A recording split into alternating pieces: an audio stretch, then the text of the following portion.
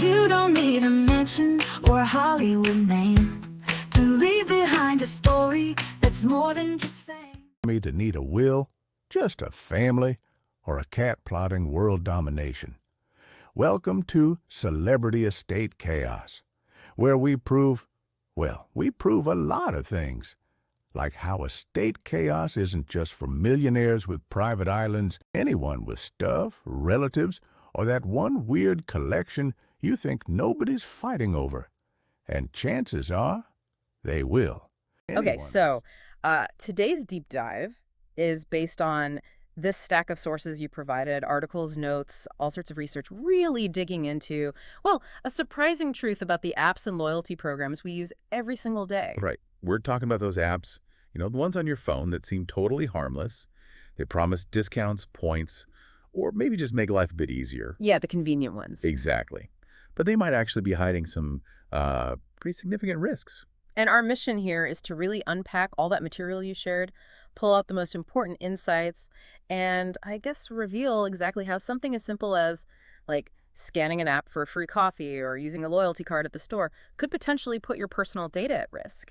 So let's jump in. Yeah, absolutely. So the first big takeaway really from the sources you shared is that cyber criminals, they aren't just fixated on, massive corporations or top secret government stuff anymore. Right, not just the big fish. No, they've realized the real gold mine is the everyday stuff, the things we interact with constantly, often without thinking. And why are these seemingly innocent apps such high-value targets? I mean, the material points out it's because we trust them, right? Implicitly. Totally. We just tap accept on permissions, cookie banners. Without a second thought, yeah. We hardly ever scrutinize the fine print on, say, loyalty programs. Who reads that? Nobody reads that. Exactly. And that ease, that trust, it means these apps often become huge collections of valuable personal data. So what are the criminals actually looking for in, like, my coffee app? Well, they're looking for stored payment details, for one. Location history is huge. It paints a picture of your daily routine. Passwords, definitely passwords, especially if you reuse them. Which, we'll get to that, is a massive problem. Oh, yeah.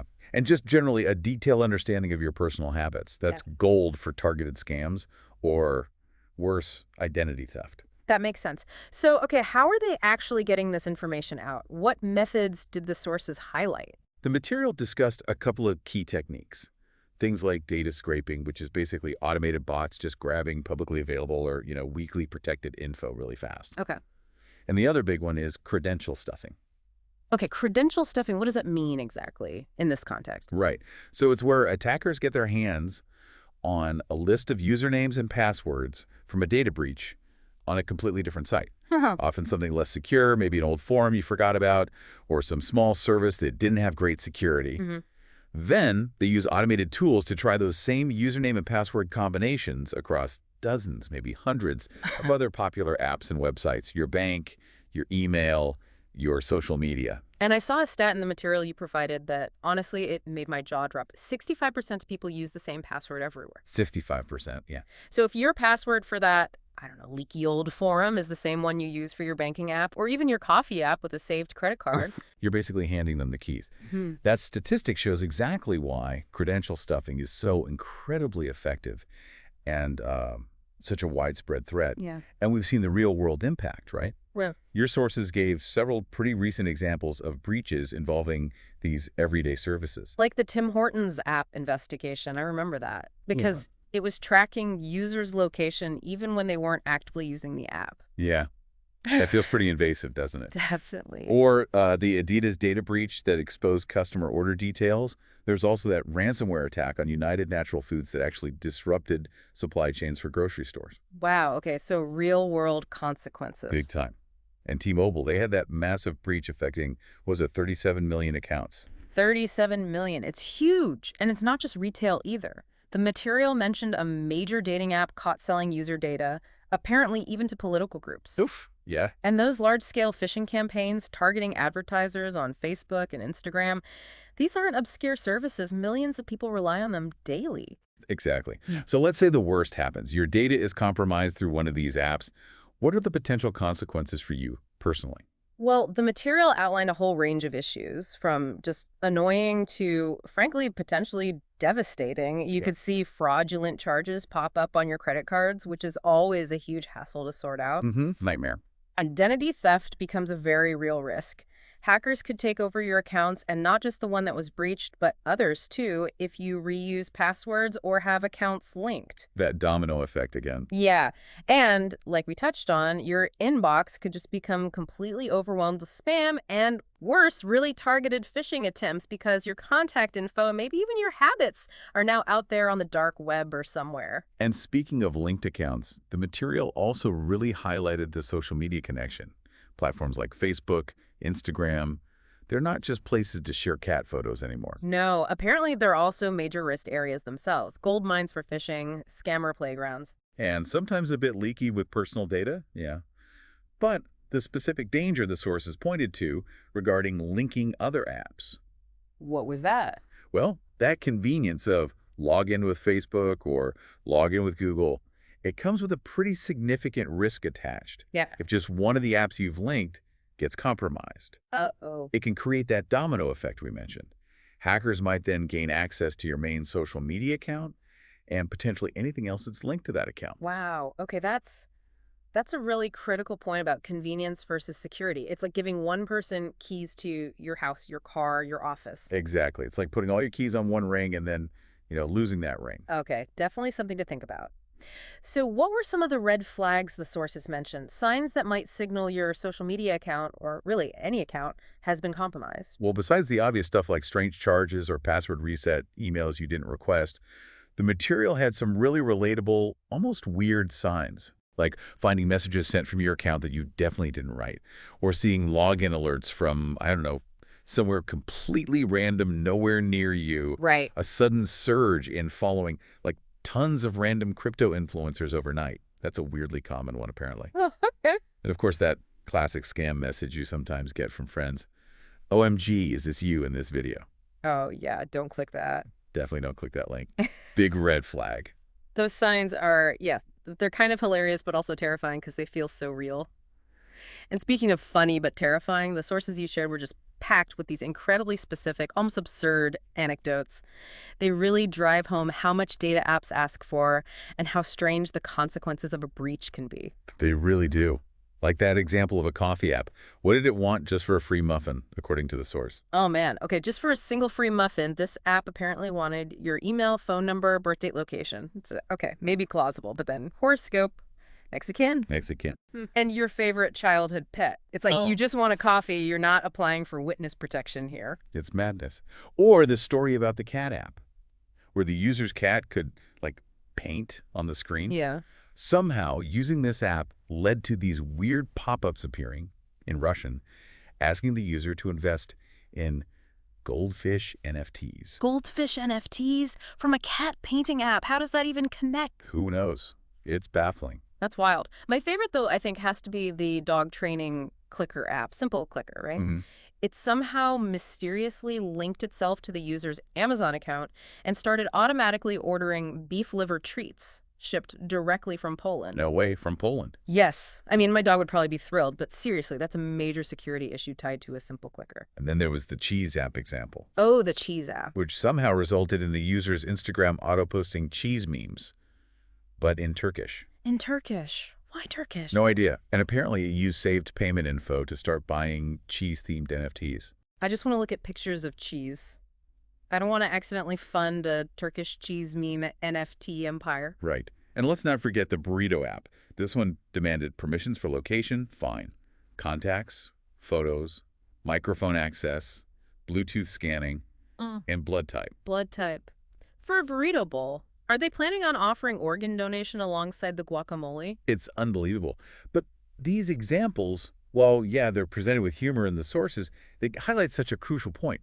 Apps are routinely asking for far more permissions and information than they could possibly need. Way more. It really makes you stop and question why. What are they doing with all that data? Exactly. So, okay, given all these potential privacy pitfalls hiding in plain sight, what can you actually do? What practical steps did the material suggest? Absolutely. There were some very clear, actionable steps. The first one, and maybe the most critical, is passwords. Use strong, unique passwords for every single app. Every single one. No excuses? No excuses. We saw the credential stuffing risk. Reusing simple passwords like, I don't know, coffeelover123 is just incredibly dangerous, especially when these apps might hold payment details or other sensitive info. So use a password manager, maybe? A password manager is a fantastic tool for this. Highly recommended. Okay, that point about unique, strong passwords feels non-negotiable. What else? Pay close attention, really close attention, to the permissions apps request before you just click accept.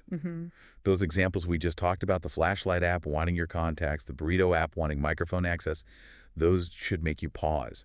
Ask yourself, why on earth does this app need this specific permission? Right. Does my flashlight need my contact list? Probably not. Probably not. If you can't find a legitimate reason directly connected to what the app is supposed to do, deny the permission. Or, frankly, reconsider if you even need that app at all. Good point. Deny permissions unless absolutely necessary. What else? Location sharing. Turn it off for apps, unless they genuinely need it to function, like, a map app or a ride-sharing app. Yeah. Even then, maybe set it to only while using the app. Okay. Avoid accessing sensitive accounts, banking, email when you're on public Wi-Fi. Or, if you have to, use a VPN, a virtual private network, to encrypt your connection. Right. VPN on public Wi-Fi. Got it. And 2FA. The sources really stress that. Oh, hugely. Two-factor authentication. Enable it wherever it's offered. Yes, it adds an extra step when you log in, usually needing a code from your phone or email. Bit of a pain sometimes. It can feel like it, but it's such a vital layer of security. Think of it like not just locking your car door, but putting one of those physical boot locks on the wheel, too. Get it. It's a minor annoyance up front that could save you from the massive headache of identity theft down the line. Definitely worth the extra 10 seconds, though. Absolutely. Yeah. Also, be cautious with app reviews. If you see a lot of complaints about shady data practices or weird permissions, maybe steer clear. And, like we discussed, try not to link every new app to your main Facebook or Google account, giving one company the keys that could potentially unlock a dozen other accounts if they get breached. Huge risk. Right. Limit that linking. Keep your apps updated, too, right? Yes. Crucial. Those updates often contain really important security patches that fix vulnerabilities you might not even know existed. Keep them updated. And be ruthless about deleting apps you don't use anymore. Just declutter. Definitely. They could still be collecting data in the background, or they might just become a future vulnerability if they're left sitting there unupdated. Get rid of them. Good advice. What about before you even download an app? Any checks? Yeah, do a quick bit of vetting. Google the company. Can you find their privacy policy easily? Has there been news about past beta breaches associated with them? Do a little homework. Little homework. Try to stick to apps from reputable developers, ones with a track record of regular updates and secure practices, especially if they handle payments. Some app stores also have those privacy nutrition labels now. Oh, yeah, I've seen those. They can give you a quick overview of what data the app says it collects. Worth looking at. Check the label. Good tip. And maybe the most fundamental step of all. Just stop oversharing personal details online unnecessarily. The less easily accessible information there is floating around about you, the smaller the target you present to potential attackers. Make sense? Less is more. And just quickly, for any professionals listening, the material also touched on training your team about cyber awareness, because their personal app habits could potentially introduce risks back into your business network. Something to consider. Okay, so you've taken all these steps, you're being careful, but something feels off. You suspect you might have actually been compromised through an app. What did the sources say you should do immediately? Like, first steps? Right. The material had a kind of damage control checklist. First things first, change your password immediately for that account, and critically, for any other accounts where you might have reused that same password. Okay, password change, priority 1, then what? Then carefully check for any signs of trouble. Look for strange logins in your account history, messages sent from your account you didn't write, any unauthorized charges on linked payment methods. Dig around. And if you didn't have 2FA turned on before? Turn it on now. If the service offers it, enable it immediately. Oh, okay. And contact the bank. Yes, contact your bank or credit card company right away about any suspicious charges or activity you find. Get that documented. Makes sense. What about the app itself? If you can identify the app that seems to be the source of the problem, delete it from all your devices. Get rid of it. Okay. And reporting it. File a report with your country's relevant agency. Could be a cyber fraud division, consumer protection agency, whatever handles that where you are. And importantly, tell your friends, especially on social media, if that account was compromised. Give them a heads up so they know your account might be sending out scam messages and they don't fall victim themselves. Right. Warn your network. Yet it's better to be transparent, even if it's a bit embarrassing, than to have your friends get scammed because of your compromised account. It really sounds like this is something that can happen to anyone, even if you're careful. Oh, absolutely. It happens even to people who work in cybersecurity. Right. No one is completely immune. Transparency really is key, both for protecting yourself further and potentially helping others avoid the same trap. So after all this, the risks, the breaches, the burrito app asking for your blood type, can you actually still trust apps in today's digital world? Is it all doom and gloom? Well, the nuanced answer that came through from the sources is that really trust has to be earned. You shouldn't automatically grant it just because you hit the download button. It's not automatic. No, it really reinforces that old saying, if an app or service is free, you might not be the customer. You might be the product. You might be the product. Your data is what's being collected and potentially sold and monetized. So it really comes back to just being alert, right? Maintaining a healthy dose of skepticism about what you're installing and what you're agreeing to. Exactly. Constantly asking yourself that question. Yeah. Is this free muffin or this $1.50 discount or this convenient feature truly worth potentially trading away access to my location history, my contacts, my payment information, my horoscope? Yeah. Is the free muffin worth giving up your next of kin? Probably not. Probably not. That's the core trade-off the material encourages you to constantly evaluate. Well, this has been really illuminating. This deep dive was based on those insightful articles, research, and notes you provided, including pieces published across platforms like Medium, Substack, Vocal, LinkedIn, and Quora by author Tina Jin. That's right. And if you're interested in exploring digital safety and cybersecurity risks further, maybe even digging into things like connected cars and other emerging threats, presented in a really relatable way, you might want to look into Tina Jin's book. It's called From Hacked Cars to Cyber Attacks. Seems like it covers a lot of this ground in more detail. Okay, good recommendation. So, given how pervasive apps are, how much data they collect, often in the name of convenience, here's maybe a thought to leave you with from this deep dive. Yeah. What is the true hidden cost of all this convenience in today's hyper-connected digital world? That's Something a to think wrap about. for today's chaos. If you learned something, laughed a little, or now feel slightly more prepared for life's curveballs, we've done our job. Don't forget to like, share, and subscribe to our channel and follow us on social media. Catch us on Spotify, YouTube, and anywhere podcasts make you rethink your to-do list. Thanks for tuning in. And remember, if it's important and unexpected, we probably cover it. Stay safe, stay curious, and we'll see you next time.